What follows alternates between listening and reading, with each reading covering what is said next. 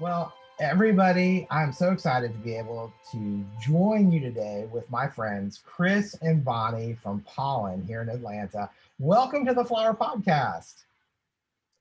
Thanks, Scott. We've known you for so long. I was so flattered when you thought of us. What you're doing is great. Thanks. Yeah. You guys have been on my bucket list for a while, and I'm really glad that we've been able to make this happen because I just can't encourage people to follow you on Instagram and follow your website and check in because everything you create is so beautiful. For those of you, who don't know, they have a flower shop in the Buckhead, Atlanta area and have really created just an incredible aesthetic and incredible business. And so I want to hear more about this, and I want our listeners to hear more about this. And so I'm not sure a great place to start other than how did you guys get into flowers? And I just want to hear the story, the flower journey. Okay. Well, thanks, and thanks for the kind words. We certainly love what we do, so I'm glad it still shows. I was in the business first, so I worked at a place called Flowers from Holland, which you might remember so long ago, right? So This was like 25 years ago. So I worked there, and it was definitely just it was in the mall, for one thing. It was a shop that just sold flowers by the stem. We had a pretty big space right on a major corridor in a really popular mall. So it was just like people coming in, buying anything from one stem to, a dozen roses. But it was super traditional. They believed in quality, but it wasn't super creative. So I learned a lot, but I knew there was more. I could just feel that there was more. I've always loved flowers. Even when I was little, I used to go outside in the spring and get little violet bouquets to give to my mom. And I just I just knew there was more. So a friend of mine who had been working for Ryan Gainey, who I know that did know, unfortunately, but she was like, I really think that you should move into gardening. I don't know what she picked up on, but she was like, I really think you'd like it. And there's this super high-end place, and I think you should go there. It's called the Potted Plant. I think you should, look for a job there. I think you'd really like it. So I went, didn't need help, whatever, got a bad vibe, didn't need help. I just felt really intimidated in there. So I went to this other place called Planters, which is equally as wonderful. They needed help, and they hired me off, that day. So excited. And this is a place that's very elevated, super high-end estate type gardening, a beautiful little outdoor shop that they were getting ready to open. So it was just perfect. So I went there, learned more about gardening, and Jeremy, the owner, just really took me to a different level. The standards were so high. I just loved it right off the bat. So really got into gardening, got into flowers even more, but missed the cut aspect. So from there, I left, worked out of the house doing flowers. I just really miss cut flowers. So that's probably where I got to know you. Started buying cut flowers, cutting cut flowers, foraging things, just anything to get back into flowers. And I guess I just had the natural knack because I never did any freelance or work for another flower shop after that. It was pretty much me out of the house. And thank goodness I had met Chris because he was so supportive. So from there, it was pretty much Chris and I, and we just kind of went for it. And I just feel so lucky. Things just started happening. We would do deliveries out of the house, which was crazy. We would do small parties for clients that I had known from Planters. And it was a great relationship because he didn't care. He was not competitive about that because they didn't do any flowers. So it just worked out really well. So I was doing cut flowers for these wonderful high-end, clients with lots of resources. So I just sort of learned as I went. And then we opened our first little baby shop in the basement of another shop, which was super charming. We had a garage door that we opened up every morning in a little pea gravel courtyard, a super teeny little handmade, greenhouse. It was really a special little spot. And then from that spot, we opened up the store that we have now, which is much bigger and much more, elaborate, but there's definitely days where I miss our little shop. But it just sort of just grew and grew. It took a while. I mean, that was, we've been in business for 20 years. So it took a minute, but it's just been a great ride for sure. I forgot about that shop. Yeah, sorry, go ahead, Chris. Yeah. No, I was going to add to that. So, I tell people I came into the flower business through marriage, basically. I didn't have any background in it. I went to art school, and I'm basically a sculpture major, and I moved here to Atlanta and just was carving stone at the time. And I was like, well, I need to figure out a way to carve stone and do things for gardens. And a couple friends of mine were like, oh, you should talk to Ryan Gainey, and then you should go B over to Planters. So I talked to Ryan and did some stuff with Ryan. Then I went to Planters, and who do I meet first is cute little Bonnie. So she's running the nursery there. I see her and I was like, kind of immediately a little instant crush. And then I met with Jeremy, and then Jeremy and I did some projects together. And then that I did a piece for the flower show that year, started learning how to, the whole industry a little bit. And then this is what I was doing. So I was also working at Starbucks and trying to make a living. So that spring they needed to hire someone at Planters just to basically unload trucks and water. And Bonnie was like, why don't we hire Chris? So Bonnie calls me up and was like, hey, would you I like was to so work excited. Yeah. And I was like, work for you? Sure. I was like, it was like a no brainer. So from there, one thing led to another, and, here we are 20 some odd years later. It was great. I mean, personally, it was so meant to be because of our, successful marriage, but just as a business, standpoint too, it's just been wonderful because I think Chris and I really play off each other. Like I'm sort of a idea person, always have these like elaborate ideas, but it takes me a lot to like sort of get out there and get them going.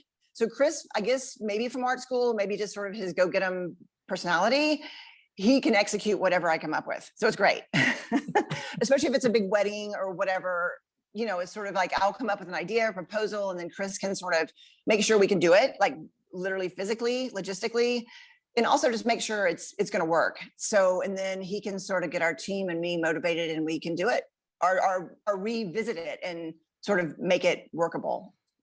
Yeah. It's great. We feel good that we're partners. It's wonderful. Yeah, we're quite lucky. We work great together, and we love being around each other. We're really lucky. Well, I think and a lot of people don't realize. Yeah. Go ahead. Go ahead. No, go ahead. I was going to say there's also so many aspects to our business. So we have obviously the flowers, and we do daily, as you know, we do lots of daily orders, but we also do weddings. But another thing that we do is container gardening. So that's a really busy thing in the spring and early summer. That's super busy. So that's sort of Chris's element. So he'll head that off and do that work with a wonderful girl, Rebecca, that works for us. So it's also not like, people are always like, oh, how do you work together every day, all day long? And I'm like, it's not really like that. We're not really together all day, every day. So I think there's still enough difference in what we do that it doesn't get stale. And Chris goes to the studio. He's in the studio, a lot. When he has a project or a commission, he's in the studio sometimes, half of a month. So that's good too. So we kind of each have our own thing. Yeah.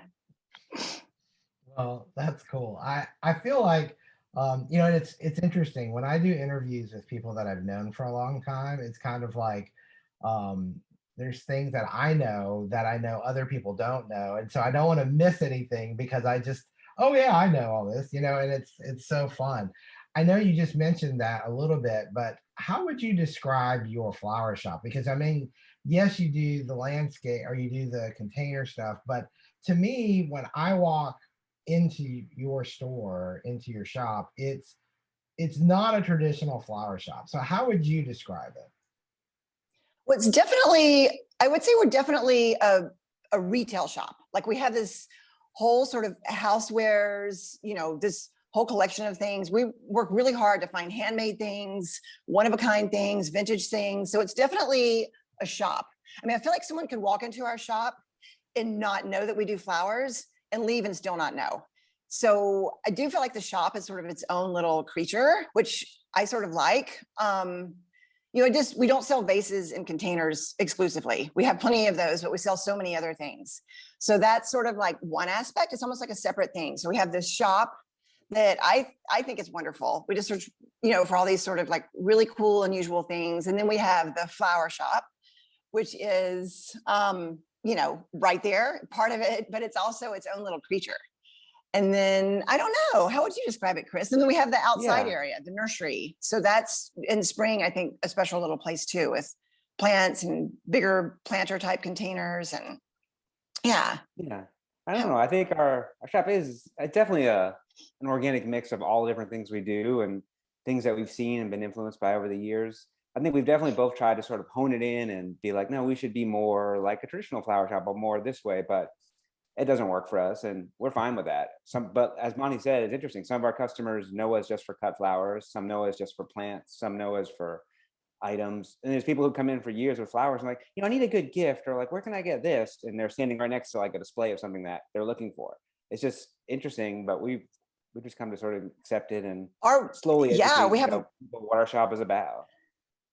And we have a lot of shoppers too that'll come in, every month or two, a new season, whatever, and get some things for the house, maybe get some beautiful linens that we just had imported, whatever. And then, be like, oh, there's can I order flowers? You guys deliver flowers? And we're like, yeah, absolutely. We'd love to help with that too. So I don't know, it's kind of a problem, or it used to be more of a problem to sort of like educate people as to all the aspects of what we do. But now we've sort of embraced it because every separate thing is sort of has its own vibe and its own busyness, and it seems to, as far as profitability, work out for us. But it used to be a struggle. It was something that we tried to really overcome, is letting people know every aspect of what we do. We also have a really specific taste. So the shop is not really for everybody. I mean, there's definitely flower shops and garden shops in our neighborhood that are lovely, but I think they sort of cater to everyone. So our shop, I think, has a very specific style. So it's not for everyone. So I think there's a lot of people too that come in and they may walk through, we call it the circle. They'll walk through, they'll do the circle and they'll leave. And we'll be like, yeah, it's okay. They did the circle. They may have come in and been like, oh, I thought this was like a little garden shop or whatever. So I think it surprises people a lot, our little store. Yeah. But anyway, we like it.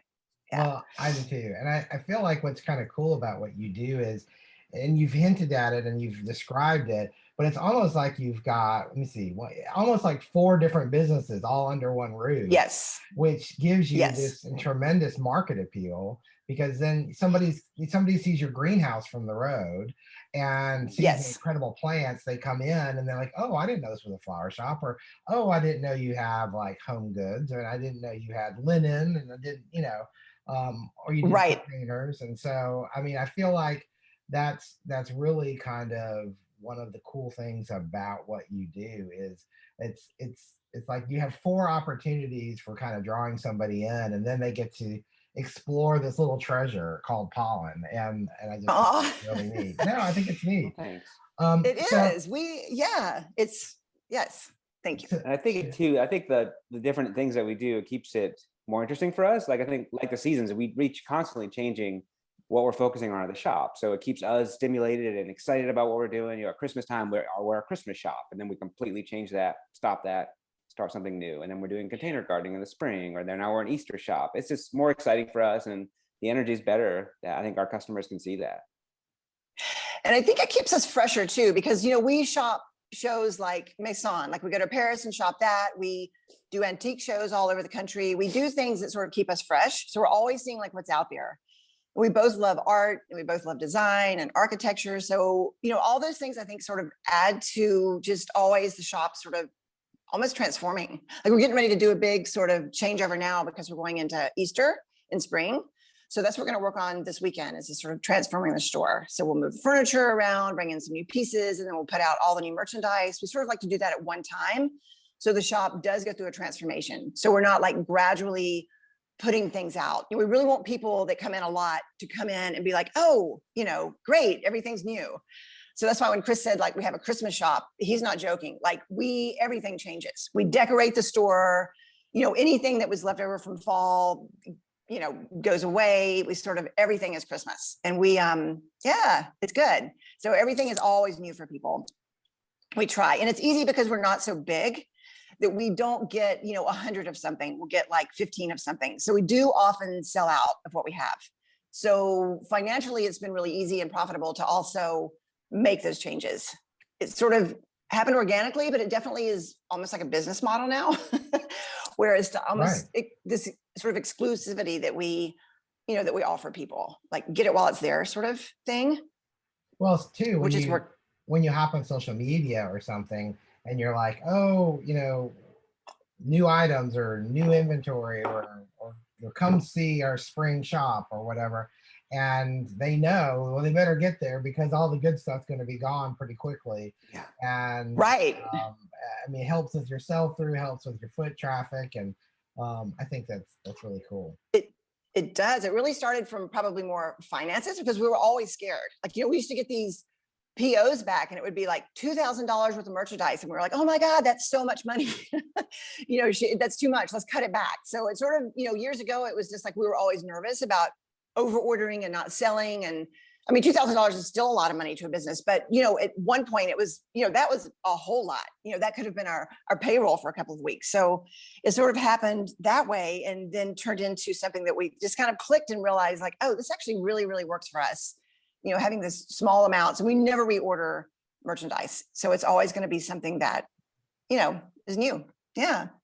Well, and it creates that destination, because it's kind of Yes. like, that you want to have that experience. You want to be there, and things are limited, and two, having things be one of a kinds, or or not a large quantity of it, makes it more special.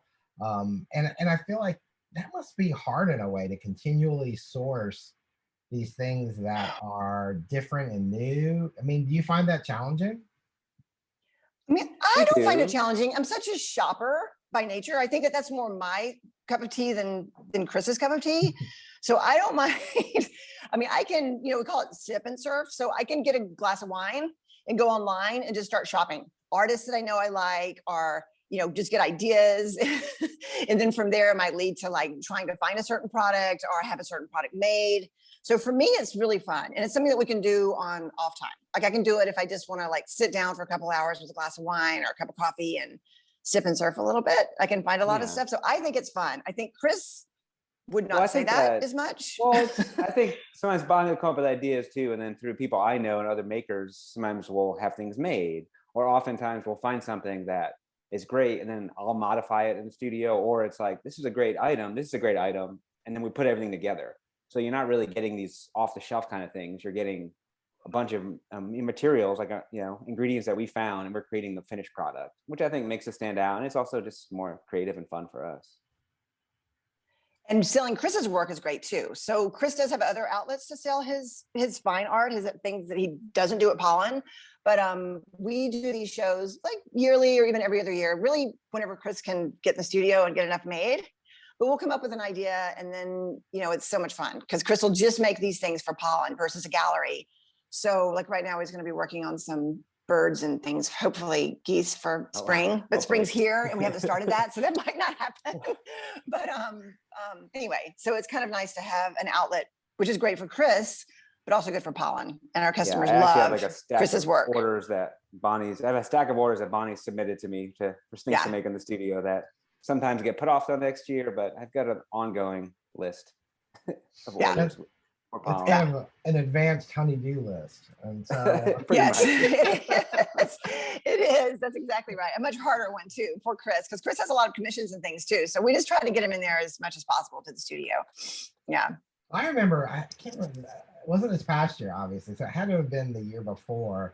I had come to your Christmas open house, and there was, I guess you had done these artistic renderings of like beehives and different things. Yeah. If that makes sense. I thought it was so cool because it's definitely something you would not see anywhere else. And each one was different. And I forget what they were made out of. Was it like stone? Yeah, so like wood. Yeah, some parts they're wood and different. Sometimes they're mixed with stone. Sometimes they use like corn husk and other natural materials. And it's like a series I've been making for a long time, and so much of my work is inspired by the natural world, and so much of what I see at Pollen. Doing the container gardening, I just see interesting animals and insects, and just the plants we work with. It's always giving me ideas, and I think my aesthetic of my sculpture is so similar to Pollen's aesthetic that I found over the years too. My work just really like finds a natural home in our shop. It just kind of fits, and I think also our customers, and our customers' style who like our shop also gravitate towards my work. So it's just a really nice fit. I love having it in the shop. Yeah. Well, one thing I want to get into, because if you see the designs that you create with flowers, it's a very, it's one of my favorite aesthetics as far as floral. Thank you, Scott. Yeah, as far as floristry goes. And I feel like, of course, having seen some of the backside of how you bought flowers, I feel like there's a method to your madness, and I kind of want to unpack that just a little bit, because I feel like now more than ever, people need to figure out what their own aesthetic is and then how to make that profitable. And I feel like you guys have done a great job of that. And I think part of that is how you plan and design flowers, because you're not going to go into your shop and find baby's breath, for example. And you're not going to go into your shop and find leather leaves. Right. And I'm not hating on people who use that because that's their market. But you've decided that, and I guess that's what I want to unpack. How do you go about planning what you do on a weekly basis that still keeps you fresh and interested in what you do? Oh my gosh, Scott. So that question is so funny to me because I don't really do that much planning. So I really Okay. just love flowers. And I'll have to say to anybody listening, like, I don't really have a lot of experience with technical arrangements. So I just sort of figured out what I like and how to make that. And I actually can't really do anything else. Like, that's why I think our flowers have such a specific style, is because it is what I want them to look like. So in other words, right now it's tulip season and I'm so crazy about tulips. So I am buying tulips. Like every week we get boxes and boxes of tulips. So because I love them so much, we're just like massing tulips, and then we're getting like beautiful hellebore. We're foraging little bits of like forsythia. I mean, just all this stuff that we really love. I mean, I think our designs really come from a passion of flower love. And the flowers that we do love are a little more high end. They're a little more unusual. I don't even think I planned that. I think that's just what I like. And I think my background in gardening from planters helps that. But I also feel like we're super lucky because our clients kind of allow us to design what we want to design. So I feel like for people, it's just sort of hard to say that, come up with a certain design. And with me, I just feel really lucky that I've always been able to do exactly what I like to do. So it really just comes from a passion of those particular flowers. Yeah. Go ahead, Chris. I think as an observer, obviously, who's there all the time, watching Bonnie work over the years, I think the way Bonnie works best is she needs to see something. So I think what she's great at is hoarding and finding great, basically, materials and flowers. So she just has her great order of certain Dutch things that are coming in. But at the same time, we're also out in the woods foraging greenery and finding stuff. And then we have a nursery full of plants. Sometimes Bonnie orders just a whole shipment of plants that they're not available. Bonnie's going to use these for cutting. So I think she's most creative when she has this like pantry full of stuff, and which is what she does without even realizing it. Every week she stocks that pantry, and she just makes these most amazing arrangements. But she figures it out on site that week, every day. Sometimes it changes each day, which is amazing about how she works. And notice he's talking about me. So flowers is definitely like my part of the business. And I think that's true, Chris. I think that I don't even necessarily realize it. Like when you order plants for clients, I may have ordered like 30 Rieger begonias because I want to cut them. And maybe I don't even really think that through in a way because we had a party where I need that color or whatever. It's just sort of like, oh my God, the Rieger begonias are like so beautiful right now. I definitely want to work that into our flowers for next week or whatever it might be. Or the little, the hellebore that I know where we can go get that. We can go snip that stuff. It's like the perfect color of white with those freckles, it's just sort of this passion. But Chris is right. I love to hoard the pantry. And then from there, just, I don't know, do my thing. But I think that people don't understand. I can't necessarily, if someone wanted to ask me to do a certain type of arrangement that didn't fit into our style, I don't think I'd be able to help them. So it's definitely super specific to, I think, our taste and my taste. Sometimes I wish I was a little more of a designer and I could do a bigger range of things. I mean, it's turned out to work out fine, but I think there has been times where I wish that I could expand a little bit. But yeah, it didn't work out that way. Well, I think it's working out pretty good. But the thing is, I feel like when like let's say you're looking for flowers for next week. Obviously, there were things that you order ahead, and there's probably I'm just gonna, I don't even know, this time of year. Let's say it's tulips, okay? So if is there one or two or three tulips that you tend to gravitate towards, and then that is what you build a palette around as far as your other materials? Because, like for example, the begonias, talking about that. I mean, most people wouldn't have the confidence to cut a begonia like that and put into a floral design. So obviously you've tried it and it's worked. Right. I know what I've seen images, I'm like, wow, that's really incredible. And why don't more people do that? And so I guess I'm just trying to figure out how you choose. I understand you, so you stock a pantry. I love that expression. But like when you go to the grocery store, I know I don't. Um, you don't sit here and buy one of everything on the shelves because you don't need all that. There's certain things like you're in the mood for chicken, or you're in the mood for Right. broccoli, or you're in the mood, and then you build around that. And I'm like, is that how you do what you do? Does that make sense? I guess it does make sense. And I guess again, it goes for like what's in season and what I know from being in the business so long, like what I know I love so much. Like tulips, for instance, right now, and I definitely gravitate towards double tulips. I think they're just that fat, beefy thing that opens up into that blousy, beautiful, semi-petaled, you know what I mean? You just get sort of that lushness that I look for in an arrangement. So I gravitate towards double tulips. So I will order several boxes of double tulips. I might not really focus on the color of the flower. I might focus on the way it opens up. To give me that sort of like, I love things that are bold and blousy. So it gives me that sort of size or texture that I want. Mm-hmm. And then leaves, oftentimes I'll order a tulip just because I love the variegation in that sweet little leaf, it's got that nice trim around it. And our arrangements are so colorful. I don't always pick a color palette. I usually just pick colors that I like. And I'll have to say I am naturally really good at just sort of putting colors together that I think could sometimes be garish. But I think maybe I'll be able to do that. And then the greens maybe that we mix with it may tone it down or whatever. So I don't really order in colors. I order more by textures and size, things that I think will look good together in an arrangement. So with tulips, I'll always have something like hellebore or clematis, something a little bit more soft and delicate that'll balance that out. We use a lot of hydrangeas. So with hydrangeas, I would do the same thing. I might do, again, clematis or some sort of a foliage. There's an old fashioned plant called China doll. I know that you know what it is, or I would think that you would know what it is, but we'll order those and cut them because the foliage is so lacy and pretty. So we might put that with hydrangeas. It's really nice. And last weekend we cut something called, do you know what poison hemlock is, Scott? Do you know poison hemlock? I don't. I've heard of it. I don't know that I can recall it right off the top of my head, but yeah. Well, if you saw it, you would. It's just a weed basically, but it looks like carrot foliage.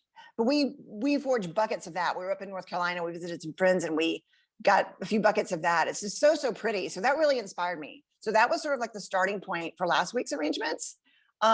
This poison hemlock, I don't know.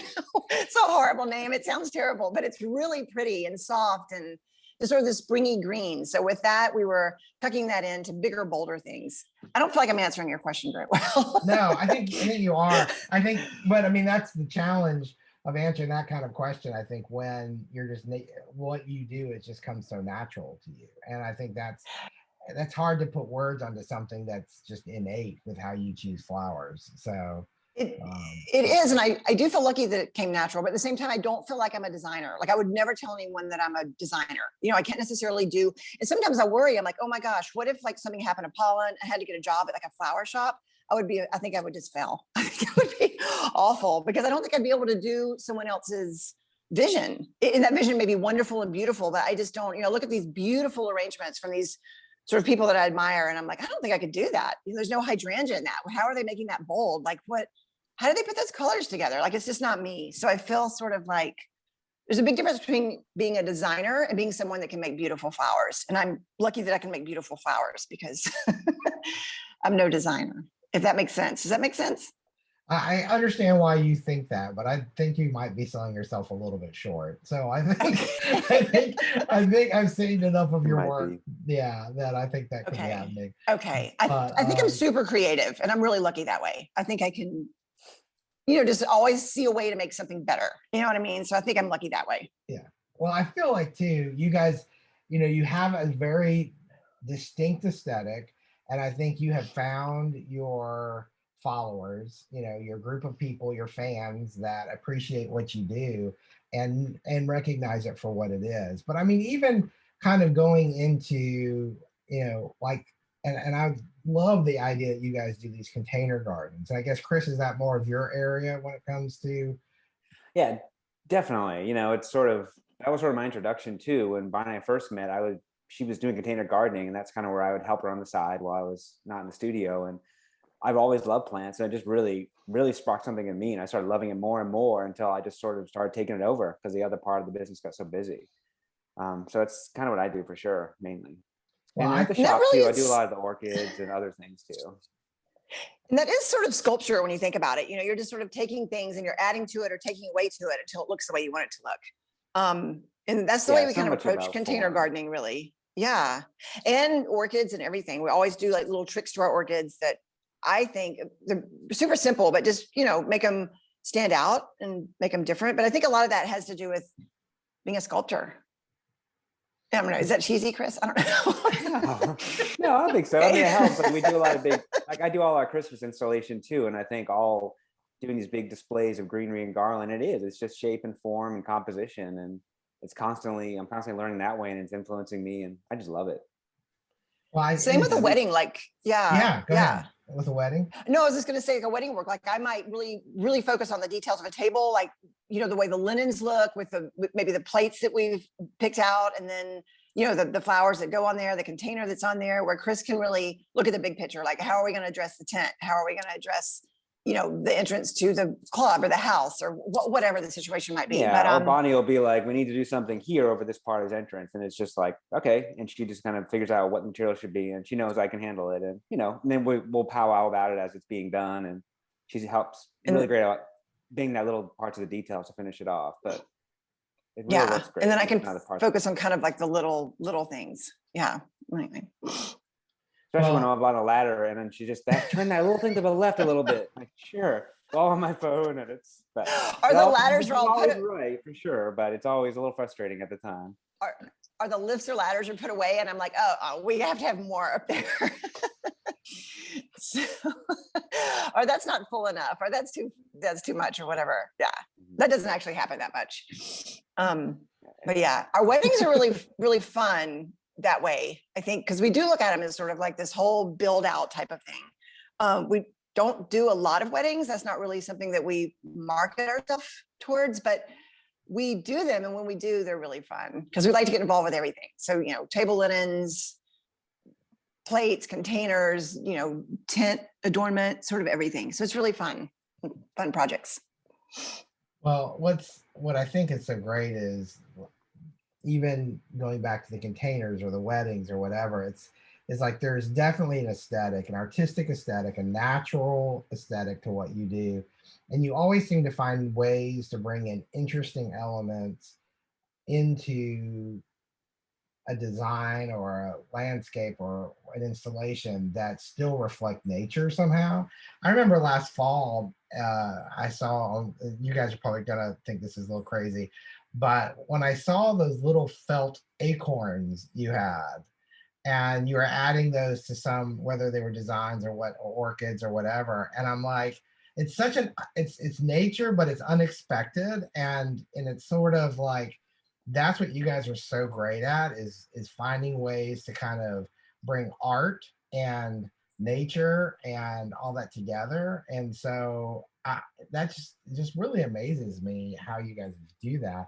And of course, understanding Chris's background, I kind of also can see, you know, it's the best of both worlds with everything that has to do with flowers, and Bonnie loving flowers, and then Chris on the bigger scales doing some of the architecture and structure, and, you know, just that creative process. I'm just curious, when it comes to retail, what is one thing about retail that you guys just really love, and this is your sweet spot? I love shopping for retail. Like I said before, I'm sort of a born shopper anyway. So it's good. It's just, I love to shop. I love looking for like sort of the finer things about something, but I am also such a stylist. Like re-merchandising the store is so fun for me. So these turnovers that we do when we get new merchandise or the season changes is really fun for me. I love to merchandise, create vignettes around the store. That's my favorite part, hands down. I love more than anything when we're closed on a Sunday or Monday, There's no employees there. I can just go in by myself and totally rework the store. I'll take everything off the shelves. I'll clean the shelves, do a little cleaning, and then just put new merchandise out, redo everything. I'm sort of a stylist at heart. I love it. So that's definitely my favorite part. It's hard. It's a lot of work, but I enjoy it. So that's my favorite. I think the shopping too. Bonnie doesn't think I like the shopping as much as I do, but I think that when we find interesting things, I get quite excited, especially on our trips. When we find things together, that's really, to me, really exciting, especially when they do finally come in. Sometimes they come from Europe or other places. They finally come in, you're really excited about it. And I definitely also like to make a lot of my things, the orchids, finish off a lot of things at the store, then just handing over to Bonnie and seeing what she's doing with them to display them in the store. And I just love when we go to shops. I love being in those shops that there's just so much to see that you don't need to talk to someone. You're just kind of in this world, this little environment. And that's what I love about our shop, and what I love, that to be able to make things for them. Bonnie's able to display our shop in that way. Well, you just touched on something that I have just has always fascinated me about your business. And that is how you're able to close for periods of time. And I feel like as a retail business, a lot of people were like, what, close? I mean, you're not open 6-7 days a week every day or every week. And I feel like, though, that's part, and I love to unpack that a little bit, because I feel like that is part of what rejuvenates you guys, or a part of your, I don't know, your jam that really helps you guys do what you do so well. At what point did you decide something that we've got to do, or how did you go about doing this or planning for it? I mean, I think so. When we started doing like bigger shows, we would do the New York show, and that's always in the summer. Well, there's actually 2 a year, but there's one in the summer that we would always do. And Chris is from New England, so we would plan this trip around doing some antique shopping, doing the New York show, and visiting Chris's family. We also both hate the heat, so it was something where we would plan a vacation around there. So we'd visit Chris's family and do a vacation with these sort of work things. So we would take like 2 weeks and do that. And then we realized how dead it was in August at the store. It's like so quiet. So we were like, it really actually costs more to try to be open, to stock with flowers, to pay someone to be there. So we're like, why don't we just go ahead and take 3 weeks, have a week of vacation, a week with Chris's family, and a week to sort of do this shopping that we need to do for the shop. And then from there, it just sort of grew into this thing that turned into August. So we pretty much take August, we take 2 weeks after Christmas, and we take August every year. And I think it's something that does rejuvenate us, but it also allows us these shopping experiences. And also, Chris's family, we don't really see him. And I think when you think about how much we work, even though people are always like, oh, it's so nice, you open at 11 and you close at 5. And it's like, oh my gosh, there's so much more than that. And we work every day. And we work in the evening, work in the morning. And I love my job. So it's not even a complaint. But I think when you work as much as people that have their own shop do, especially with all of our different elements, we have to order the plants, pick up the plants, order the flowers, go to the airport, process them. We're only a shop of 3 full-time employees, including Chris and I. So it's Chris, I, and a girl, and then another part-time girl. And they're wonderful, but we just kind of all do everything. So when August comes around, we're pretty wiped out. So it's great. It's great. It's a great outlet for us to find things. And it's a great, it's a great break. We really look forward to it. And we hate the heat.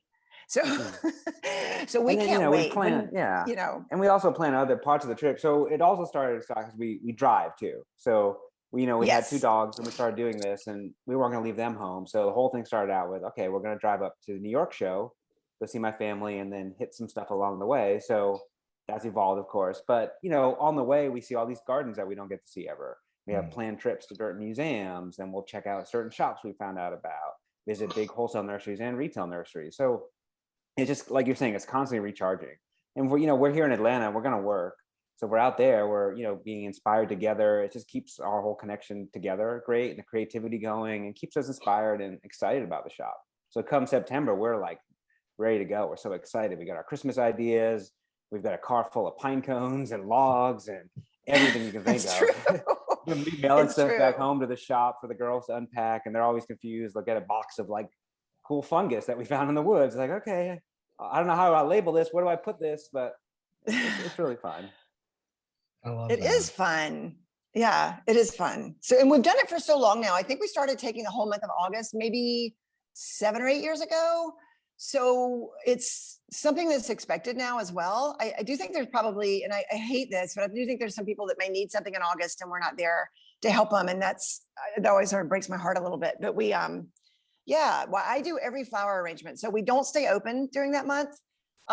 Even though the girls that work for us are so amazing, I just am not comfortable letting them do flower arrangements while we're away. So we close. Yeah, there's plenty for Rebecca to do. She has clients that we maintain. There's watering. So we make sure we keep her busy, as busy as she wants to be. But yeah. Yeah, we're really We look lucky forward because to our it. clients know this. I think they see the benefits of what comes after our trips and all that. So they're really patient. So, you know, by the time we come back in September, they're really excited for us. They want to hear about the trip and they're happy we're back to service their needs. But we're really lucky. They just really are patient. Some of them even just be like, I waited, you know, I've been missing flowers for a month, but I'm ready. So we feel really lucky. Our clients are wonderful people Yeah. and they're so good to us in Pollen. Well, I feel But like you know, that's not, let me say this real quick. I feel like you also create this pent up demand, which then creates people to move into action quicker because they're like, oh my gosh, they're finally back. And I can't wait to see what they're doing, what they've done. How the shop is going to look different. Everything, you know what I mean? It's like all of a sudden it's like, well, I've got to go to the, you know, kind of like going to the bakery and getting a fix of something, Yeah. you know, it's like, oh, right. I've got to go see. And I feel like, because of what you bring to the store, I feel like, I don't know, I'm really excited because I feel like so many times people feel like they're anchored or tied down to their store. And sometimes I really question whether or not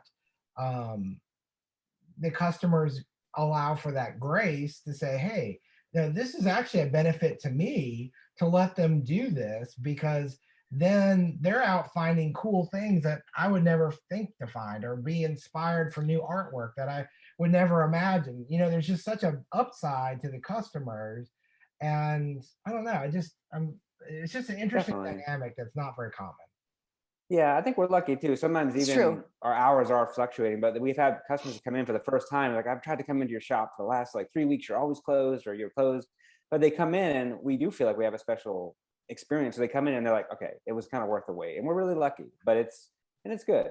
I think it's really good. And I think also hate to say this, but if you do go somewhere else, some customers are disappointed. So they're easily to come back to Pollen, which we're really lucky that way too.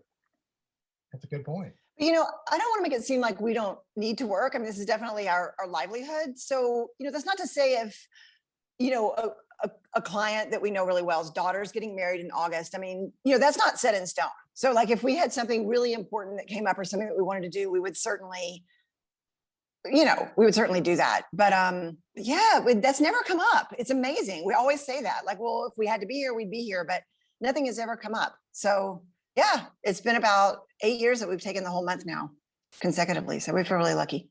And the 2 weeks after Christmas is like, you know, I just don't even feel bad about that because our Christmas is so insane because we do have this retail shop and then we have the flower business, which is anybody in this business would know is already crazy enough. And then we have the retail shop and then we do Christmas installation on top of that. So with our small team, and we do hire an extra person at Christmas, but still it's just, you know, you just hit the ground running every day. And sometimes it's 8, sometimes it's 9, 10 o'clock. So that 2 weeks is just really about Chris and I just being home, hanging out with our dogs, you know, just doing nothing. So that's a nice break too. How does that work with doing takedown for Christmas? So, okay, I say we take 2 weeks after Christmas and we do little bits. So we, Chris, or maybe someone that works for us, we'll go and do takedown. But, you know, that's really takedown is not like install, obviously. So, you know, it's a couple of hours a day. When we do deep clean the store, you know, that's maybe like a day. So in the 2 weeks of Christmas, there's definitely like chores, we call it, that we have to do. You have to water the plants, things like that. But you know, it's so different when you're not open and you don't have those hours that you have to sort of stand by. It's just there's a whole different game. Yeah. Yeah, that makes sense. That makes a lot of sense. What do you think has been the biggest challenge of being in retail or doing flowers or just being in business for yourself? I would say, and Chris, I think we both agree, probably employees, finding employees, and then, growing to really love an employee. We're so small, it's like a little family. And then people leave, people get married, they move away, people decide to go to grad school, whatever. So that's always kind of a heartbreaker. And it's also a heartbreaker when you've found like someone that you really like. Like we had a driver that just totally went MIA. We thought everything was going great. Actually just gave him like a little raise, and then he just didn't show up at all. It was about 2 weeks before Christmas. We're so busy, and this guy's gone. So we literally thought that he had an accident or something. We were like searching his Facebook page. We were like trying to contact his family. We were like, what's happened? And then we finally realized that he just quit. So, you just don't ever know. I think employees are something that are definitely the biggest challenge. And I think that's something I think managing from the employees beginning, is our biggest challenge, managing for sure. I think it just as both of us are more on the creative side as opposed to the business. We've learned to do it, but it's a challenge for sure every day, because you also want to take so much energy to focus on your creative things you're working on at the time. You have to switch gears and make sure the other people are doing that right. So I'd say that's our biggest challenge. It is. And neither Chris or I are good delegators. We're more doers. So I think this is hard. It's hard to switch gears from being a doer to a delegator. Neither one of us are very good at that. Oh my God, I'm so thankful that we have a good team right now. We just love our team right now. So we feel super, super lucky. So, Chris, so employees for sure. Yeah. Yeah, I was gonna say too, Barn and I, we're lucky because we have this way of communicating that we just know each other what we're talking about. Sometimes we'll say one thing and we'll understand what that means. And I'm sure that can be frustrating for employees sometimes to see the we communicate and understand each other and tell each other what to do without having to stop and really slow down to over explain things sometimes. But that's a challenge, right? We're learning that, the other people are not speaking our language, that we need to break it down a little bit more. Well, and you can probably relate to that, Scott, with, working with your family now. You can probably feel the ease of that versus, working at a big place where you have to sort of delegate and feel dynamics with everybody else. It's a challenge. Yeah. Yeah, I think probably for myself, the challenges tend to be, I don't know. I tend to I have like about 5 things going on in my head, it feels like sometimes. And it's like, it's hard for them to know what page I'm on sometimes. And then I feel like that's just part of that process of learning how to do it. And I will be the first to admit that I'm not good at it either. And I continually am trying to learn and push myself to do that. And I can imagine being creatives. There's, it's just like we talked about early in this conversation, that there are certain innate things that are just come natural to you guys that don't come naturally to other people. And it's just learning how to explain or train or communicate those concepts, I think can be challenging. So especially depending on the employee. So yeah, That's true. But it's hard. But, and then when you get a great employee, I think too, my advice to anybody would be just compensate them. If you have somebody that you really like being around, that they're really bringing a lot to the table, the dynamic is right, just compensate them, let them know you're glad they're there. Yeah. Anyway, sometimes we talk about it too. Word of wisdom. Yeah. Like you're glad you're there, but sometimes it's easy because Mara and I are both so vested in the business that it's easy to lose sight of like, oh, these are employees. They're part of our family. We're so close, but they don't have as much vested as we do. So you sort of have to look at that with a different filter and not get so hang up on certain things that you're disappointed in or upset about, and realize there's so much strong points an employee has that you got to really focus on those things for sure. Yeah, exactly. And everybody brings something of value to the table, hopefully. And I feel like it's just sometimes finding that sweet spot. Maybe somebody's more gifted at retail, maybe someone's more gifted in landscape or in that potted arena doing gardening and things. And so I can totally see that and appreciate that. And I thank you for sharing that. That's really good. I feel like one thing that I always like to ask, of course, Bonnie, you just gave a great piece of advice, and I always like to ask advice questions towards the end of our interview. So I wanted to just give you guys that chance. Like, is there ever been something someone has shared with you, or something that has meant a lot to you overall as entrepreneurs, as flower shop owners, as landscapers, however whatever hat you want to put on for this? Just curious. I don't know. I learned so much from planters. I don't know if any of that advice was definitely like direct with what I'm doing now, but I think just sort of always elevating. Something can always be better. Like if you're really striving to be in a high-end retail situation or a high-end, wedding planner or a high-end whatever, I think you just always need to look for ways for things to be better. I mean, that might seem really vague, but I think that can really carry your business to a different level. Just don't settle on, these tulips came in, they're not as pretty as I thought. Like, find other ones. Don't use those for the wedding. I mean, everything just needs to be just right. Yeah, I don't know. I think everything can always be better or prettier. Just really strive to make things as good as you can possibly make them. Even if you are working with baby's breath and leather leaf, I mean, if that's your market, I think that's fine. But try to do something creative with it. Try to, get the best of that product that you can get. That's my advice. Yeah, I think the advice that neither of us have like these pearls that we've learned from someone, but I think it's just a foundation. I know we both are strong believers in having a foundation of both and creativity. It's like for me, my foundation in art and just education of art and history of art and process. The same with Bonnie. I think with her learning a foundation of gardening and starting out at a small flower shop, starting just cleaning buckets. I think that's sort of the best.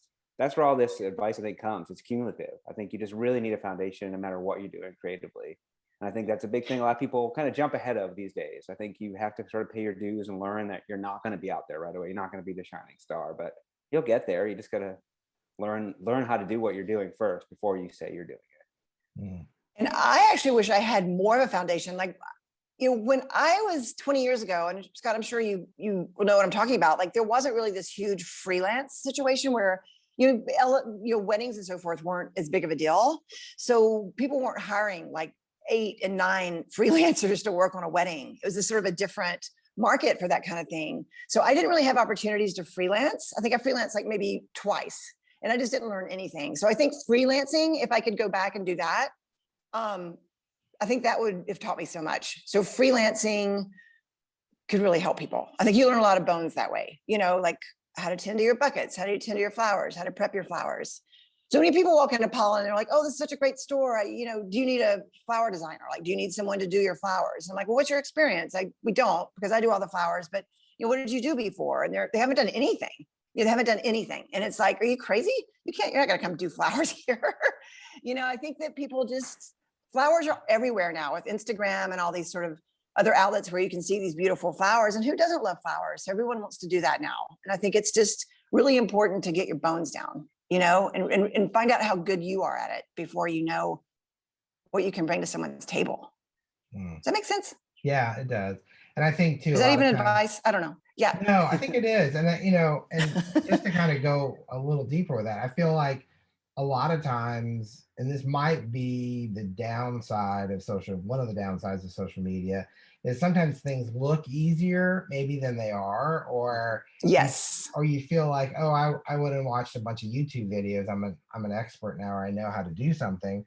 And even though if you have a foundation, YouTube is often a great way to tweak or learn a side skill that's related, but to actually kind of get the eye for that artistic expression, I do. I think I agree. It's like it takes a foundation of some kind, and and I also think it takes a passion a little bit for yes, really wanting to embrace color. I mean, that's one thing I feel like you guys do so well, is just it's not being afraid to embrace it, not afraid to use that hot pink hydrangea or those really purple whatever hyacinths or whatever. I mean, just right. Using that and then building from that. And I don't know, I feel like those are great points. and that goes back to always making things better too. Like, trying new things and using flowers maybe you don't always use. And, maybe it won't turn out so great, and that's okay. As long as you're like aware of that and you're like, ooh, that's like a little too strong, or that's like really doesn't look good together. And then just scratch that and do something else. But just always trying things and getting your bones and then playing around. I don't know. But it is a passion. It's a passion, and it's also a passion of labor. Like, this is such a physical industry. So many people are also like, oh, what a pleasant, wonderful place to work all day. I would love to just be in the flower shop all day. And it's like, whew, it is a lot. It's a lot of work. It's a very physical industry. Whether you're doing a wedding, which is like sort of the ultimate in physical, container gardening is obviously really physical, but just the day to day, picking up big buckets of water, bleaching buckets, all that stuff is something that someone's probably going to do for the rest of their career. It's it's a lot of work. It's a lot of physical work. Yeah, we used to get that in the wholesale house all the time, where people come in and like, oh, this must be such a great place to work. You get to work with flowers all day long. And it's like, and which is true. I mean, it was nice, but it's, yes, you're not sitting there frolicking all day long. You're sitting there, you're just trying open to the cooler door to this pastoral view of sheep and rolling hills of daffodils. It's so true. Here all day, oh my gosh. Oh my gosh, that's so true. But, so true. So there's so many elements to what we do, isn't there? It's really kind of crazy. And then there's the whole paperwork, office part. There's just so many elements to the job. You curate every week's look. How do you sell your flowers? Like, do you just sell like small, medium, large, and this is this week's selection, and it's sort of designer's choice? Or is it more like you said, now you've had to create a curated shop online? So as far as the flowers go, we have a minimum. So our starting arrangement is $75, and that's for delivery. So there may often be things in the store that are smaller than that, like some sweet little Mascari containers or something that we've done that won't be $75. They'll be less. But as far as delivery, we came up with $75. We just sort of think that is enough to show off our style. And that's not a very big arrangement. That's what we tell people. It'll be really pretty, but it's not big. So 75 is a starting point. And then we tell people $25 sort of makes a nice jump. So if someone went from 75 to 85, it's like, you're not really, just do your 75. Because at that point, you're not really making a difference. So we usually tell people to do $25 increments, and then they'll tell us what they want to spend. So, it's anywhere from 75 to, $300 arrangements, $350 arrangements. And then we usually don't like to take a lot of direction. So we usually just tell them that we have a lot of pretty things that come in 2 or 3 times a week, and we'll do designer's choice. If they did want something really specific and it's something that we like, we wouldn't do it if it's not a flower that we like. But if there was something specific and they gave us time, we could certainly do it, especially now that it's tulip season. Like, we've been getting these amazing French tulips direct from Holland, and a lot of people have now realized we're selling those. So they may be like, oh, I want to send just a big bottle of whatever, liqueur, French tulips or something. So with time, we can try to be specific, but we usually prefer designer's choice. Yeah. Asking about the occasion too, of course, if it's a bereavement or like, so sometimes we'll at least tone things down a little bit in that palette, but usually that's the only questions we ask is, what's the occasion you're sending flowers for? And there's plenty of times that we can't help people, and we're okay with that. We'd rather have someone be really happy with what they receive versus disappointed. So we're okay with that sometimes. Like, sometimes it's like, I want all white, and we're just not an all white shop. Well, we can facilitate that at times, like Bonnie said, but we're okay sometimes turning away an order. What we would usually try to talk someone into is being like, if it's all white, you don't have a nice variety of flowers. Like, you don't really have interesting flowers. So what if it was mostly white with like a little touch of something pastel? And usually they're okay with that. But you definitely have those red flag orders where you kind of know that they're not going to be happy, and we're going to be really nervous about the order. So even sometimes if they're big orders, we'll just be like, I'm so sorry, I don't think, I just not sure you're going to be happy. So we'll not take an order. Yeah. But so we have a minimum, and then deliveries on top of that. So we have a whole chart of zip codes all over Atlanta. So obviously zip code, we need the zip code, and then we'll give you a delivery fee. Yeah. Well, the one thing I like about kind of what you said is, if they're asking for something that doesn't fit your aesthetic, or maybe you don't feel comfortable doing, I don't want to say it's easy, but it's natural for you to say, I'm sorry, we wouldn't be able to do that for you because we don't have those flowers in stock this week. Right. If you'd like us to do something at a later time, we could maybe prepare for that and then refer them to somebody else or, whatever. Um, Right. and then you're not having to do something that you don't want to do, or you're not having to do something and go buy special flowers that you would never use anywhere else. That's For right. that one moment. So I really Because like people that. don't understand that either. In the industry, you buy things by minimum the bunch and very often the box. So, if they want something super specific, even if it's something that we do love and I'd love to work with, like say they come up with something like euchre lilies. I don't know who would know to order that. But if it's something super specific, it's like I'm not going to be able to buy a box of lilies. You know what I mean? So it's hard. It is hard. So we usually just try to keep it super open. One thing that we do like to talk about, especially in bigger, nicer orders, if someone's sending something substantial, is I usually ask, are they more rustic or are they more formal? Because containers at our shop are really important. We don't even use plain glass containers. So it sort of guides us at least to know that the recipient will sort of appreciate the look of the container because it adds so much. So if it's more formal, we might pick something with like a nice clean glaze or that's footed or something that just may be a little bit safer for that order. And then if it's rustic, most of our containers fit in because our style's a little more rustic anyway. But so that's kind of the only question that we do ask people often. Wouldn't you think, Chris? Yeah, for I don't sure. know. I think Yeah. people love our containers, and like you said before, Scott, it can really change what a certain flower is done by one person or in a certain container looks completely different in another container. And people love our containers. They even bring them back to us to use them again. Or, we're kind of sort of become known for that. And that's what we love to shop for. Yeah. So it's a big deal for us. And it's all part of the look and part of the arrangement. And it's sometimes Bonnie will change containers 4 or 5 times to make it just right in the arrangement she made. Because she makes everything Containers are as opposed important. to a container. So it's so important. And that's often talking about a red flag order. Sometimes if people are like, oh, I don't care about the container, just use like a glass ginger jar or something. And I'm like, oh, that's not, I'd rather put the money into the flowers or whatever. And at that point, I would suggest like, well, I'd rather just not use a container. Why don't we just do a beautiful wrap bouquet, which we'll often send to people too. We do that in cooler months. We're starting to where we probably wouldn't do that now. But if someone wanted to deliver something and they didn't care at all about the container, we'd probably do a wrap bouquet, which is really pretty. So we use pretty papers and just like big fat ribbon that's the color of our pollen ribbon. And so that's nice too. And that's a way to just put it all into the flowers. Yeah. But yeah, people that say that containers don't matter, I don't understand that. Yeah. But anyway. Well, I know sometimes they can be expensive, and being a flower person, I think I sometimes would want more flowers, but I do understand in the dynamic of everyday business that is part of your brand, that's part of your trademark, that's part of your signature style, where people probably look forward to that as much as they do the flowers. Yes. Yeah. And so I think that's really special. Everything that you guys do, I know I've said this already 3 or 4 times, but it's just so natural, so organic. And I'm wondering how you approach sourcing local product, because I know in Atlanta that can be a bit of a challenge, but I know that there's more options now than there used to be. So how do you feel about sourcing local, and how do you guys go about doing that? I love sourcing local. I love supporting local. So we do look for that. I think that's obviously very seasonal. Like we can't do that year round. Like Three Porch. Is it okay if I say people's names? Like, yeah. Is it okay? Yeah. Okay.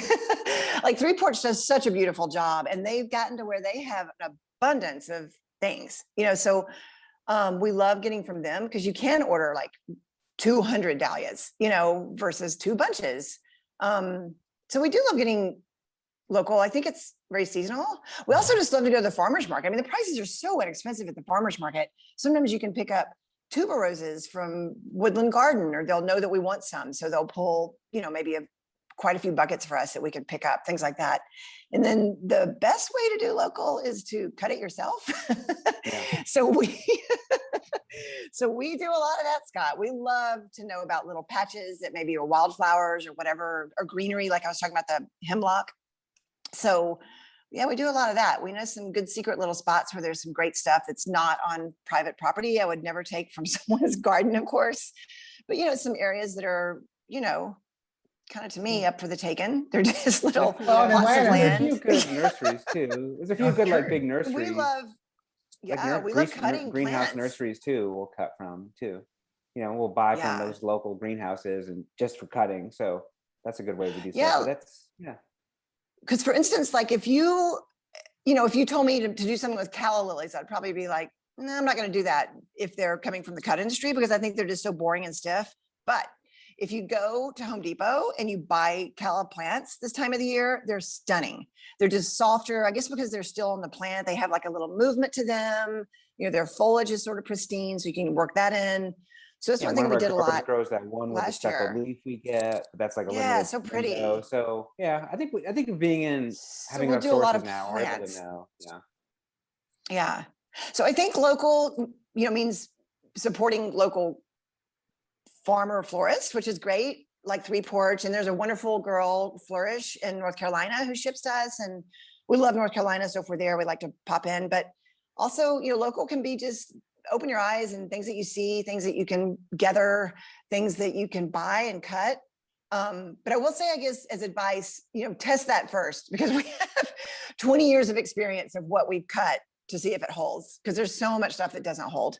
So having our nursery helps with that, because there's plants we buy anyway. So if there's something that really excites me that we've gotten in as a plant, even if it's just a foliage or whatever, we'll cut it and have a little cup for a couple of days in the back, just to see if that's going to hold or not, because so many things don't. So anyway. Sure. Well, and I know in Atlanta, for people who may not be aware, there are a lot of areas of vacant lots or property that's just overgrown, waiting to be bulldozed. And so, I mean, I realize that it's easy to have these little pockets of places all over. Yeah. So especially like Queen Anne's Lace, closer to summer. Queen Anne's Lace is just everywhere. And there's so many properties between us. We live in Druid Hills and Buckhead, like on the way to work, there's so many properties that have been torn down and parking lots and things. Queen Anne's Lace just grows in the cracks. It's just for a couple of weeks, but it's so pretty. And again, I think that red Queen Anne's clover Lace, we get too. Oh yeah, and the red clover is so pretty. And I think that's so much prettier than if you were to order that stuff, even from a local source, a local farmer, because I feel like it's just grown in its little way. Maybe it's had to curve out of the crack in a certain way, so you get this like movement, or I don't know. I think it's fun, and then you can look for exactly what you want. Yeah. So we do love local, but local means more than what it might sound like it means to us. It means local in every way. So there you go. Exactly. And do you guys find also like local artists that maybe things you can have in your more houseware kind of categories? Are you able to find that? Definitely. Yeah.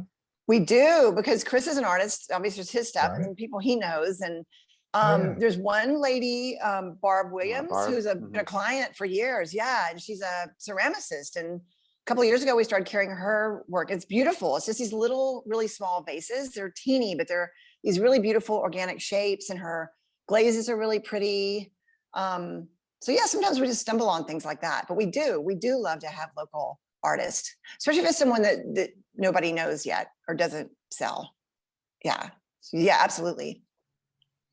Well, thank you so much for joining me today. Thank you for being on the Flower Podcast. I, again, can't encourage people enough to follow you on social media and to check out your website, because I just feel like the way you guys do things is so special. So thanks so much. Well, thanks, Scott. Thanks. We love what you're doing. It's such a great way to bring the floral community together and then also make it accessible to so many people. So thanks. Yeah.